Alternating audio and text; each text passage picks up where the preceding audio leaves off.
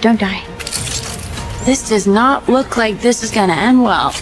After Project Hail Mary came out in March, this year has suddenly turned into a full-blown sci-fi takeover. I mean, this is perhaps the craziest time to be alive, when almost all your favorite childhood classics are coming back, and not with a clean slate. These films carry a world of baggage with them, like years of history, a crazy fan base, and a lot of expectations. And it's blowing my mind just thinking that I'll be watching a Star Wars movie in theaters after more than 6 years away, and the third part of the Dune series in the same year. What are we even talking about? But hold on, there's a tiny catch that we need to understand. Box office success is one thing, and it can keep a franchise alive for years, but most of them have an expiry date. But this year, these iconic returns point to something else. It's the longevity that matters. Some of these film series started as a comic, a novel, or a video game, but even after years have gone by, they just don't fade away. My expectations are sky high, as you can probably see, because I want them to be as authentic as they can, while also being bold enough to dismantle everything we've known so far. Does that make sense? Well, if it does, this list of sci-fi returns is just for you. In today's video, I'm going to talk about 6 super hyped up franchise comebacks that can bring back the olden days while also changing your perspective. So without further ado, let's get started. It's time.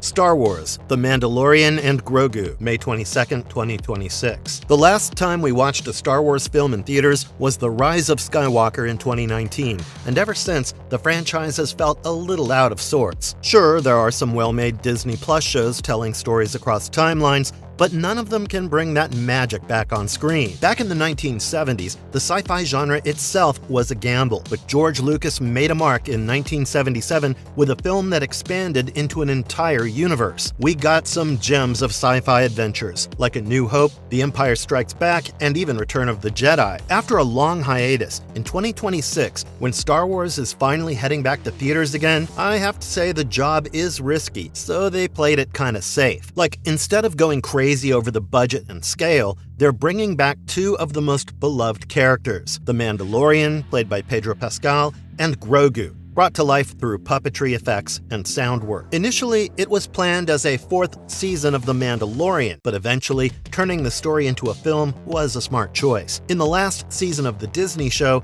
the Empire had already fallen, but here and there, the remaining Imperial warlords are crawling their way back. So, in the upcoming film, the New Republic hires the bounty hunter Din Djarin and Grogu to fight off these remnants. The trailer is already doing the job on a crowd-pulling scale, so there's a mountain of expectations going on among the fans. As much as some spectacle is needed in this film, we need something to hold it all together. The Mandalorian and Grogu already share the most adorable father and son bonding, which could be the strongest emotional anchor the film is currently banking on.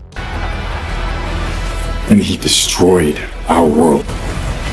Masters of the Universe, June 5th, 2026. The 1987 Masters of the Universe film, with a blonde, oiled-up He-Man played by Dolph Lundgren, didn't really land well. And the reason is the movie's premise. They ditched Eternia and instead leaned into Earth as the primary setting. So yeah, when I saw the 2026 Masters of the Universe leaning into the Earth angle again, my trust issues kicked in. But from what the official material suggests, it is at least trying to capture that raw and pulpy essence of the OG animation. The inner child in me was elated just imagining Prince Adam lifting up that sword and the thunder striking, turning him into He-Man. That's the moment we've all waited for so long, including the ones who made the movie, because the project was stuck in developmental hell for years. And now, it's finally arriving on June 5th, 2026. This time, Prince Adam is having some sort of Supermanish problem. He seems to have been separated from Eternia and raised on Earth, and after being pulled back toward his true legacy, he's about to return to his homeworld to fight Skeletor. To be very clear, this isn't a continuation of the 1987 film, so there's no need to do your homework before watching the movie. Although, it always helps if you grew up watching He-Man, or you possess the most popular and attractive figure from the toy line, which is Skeletor. And some fans are pretty excited for Jared Leto playing yet another villain in a superhero-adjacent fantasy movie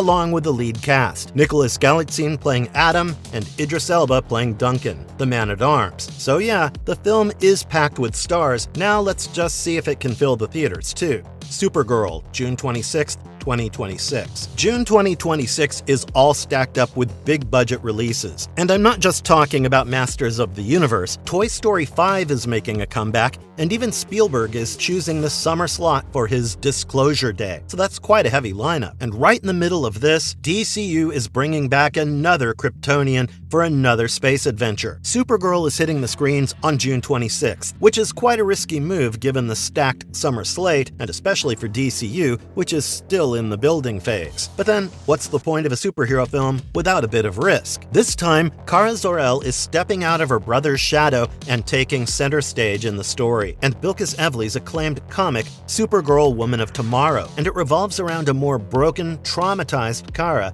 who watched her world die before her eyes. In her most jaded state, her only constant is crypto. So, when an unexpected tragedy pulls Kara into Ruthie Marie Knoll's path, she snaps into motion for revenge. In many ways, this still feels like a love letter to the comics, just as Superman did last year. But to me, it feels like a rebirth of the sci-fi genre, mixed with a space western thriller. The most relieving part is that the DCU has just started its journey, so the fatigue around superhero films is still out of the question. And I hope Supergirl won't bring it back to the conversation and actually stick to the landing this summer.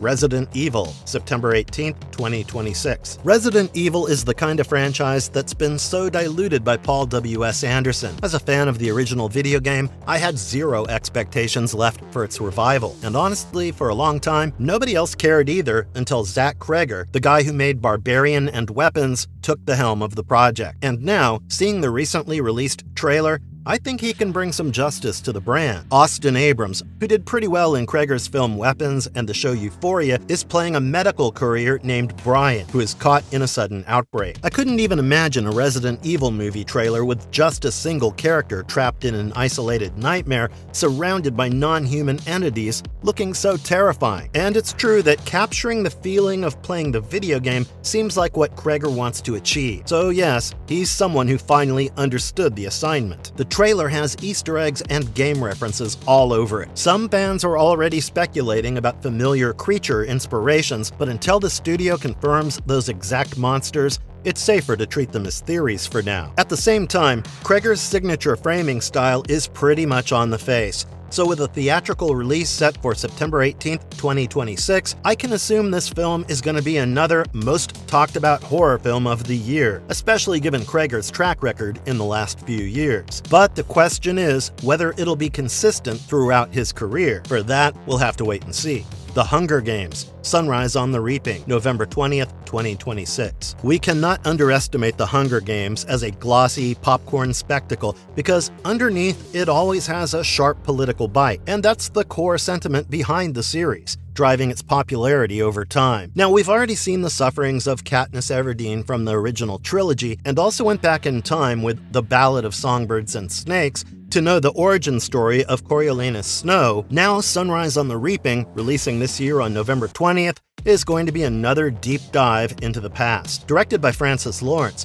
this prequel follows Suzanne Collins' titular novel and takes us back to the 50th Hunger Games, also known as the Second Quarter Quell, where the tributes are doubled by the Capitol. That means twice the deaths and more brutality. But at the heart of this story, we focus on a young Hamish Abernathy, played by Joseph Zada. We know Abernathy from the original trilogy, where he was the sarcastic mentor of District 12, but this young one in the prequel is still far away from his destined role in the game, where he'd probably learn that winning means forever being trapped in the system. Well, the trailer gives off the vibe that the politics will be there, but we'll get to know Abernathy on a more personal level. The surrounding cast is also a pretty big deal, with Ralph Fiennes as President Coriolanus Snow and Elle Fanning as the young version of Effie Trinket, previously played by Elizabeth Banks. So my concern isn't whether this prequel will be big enough. Everyone knows it will be. The question is whether it will be a prestige prequel, a part of the story that is really necessary to know, rather than just a cash-grabbing venture to keep the brand alive.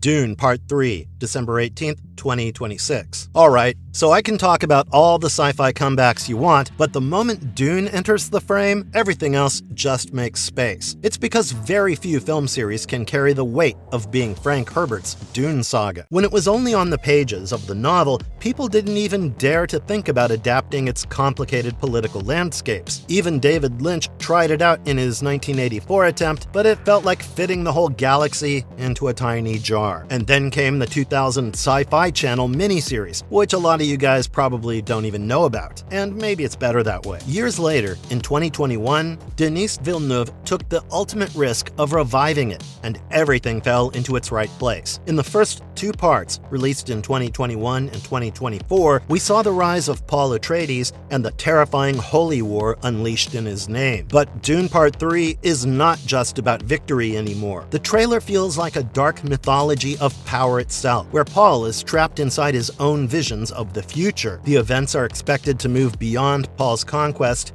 and into the cost of his rule, where victory itself starts looking like another kind of prison. And speaking of cost, there's no compromise in the technical aspect of the film. This time, the film is being primarily shot on 65mm film stock, with select sequences shot on IMAX film and digital IMAX certified cameras, giving the world of Arrakis an even bigger, harsher, and more physical texture. The cast has expanded as well, because we can already see some new faces. Robert Pattinson has joined the cast, and Paul's twin children are also expected to become a major part of this next chapter. And the returning pillars aren't just Zendaya, Florence Pugh, and Anya Taylor-Joy, because Jason Momoa is also coming back as Duncan Idaho, after his character died in the first film. Meanwhile, Timothée Chalamet will remain at the center with his whole new look. So once again, it's gonna be a big year for Timmy, Zendaya, and Robert Pattinson, but most importantly, an even bigger year for sci-fi. Final marvelous verdict. So if there's only one way to read this entire lineup, it's simple. Nostalgia has kept the legacy alive. Behind each of these major returns,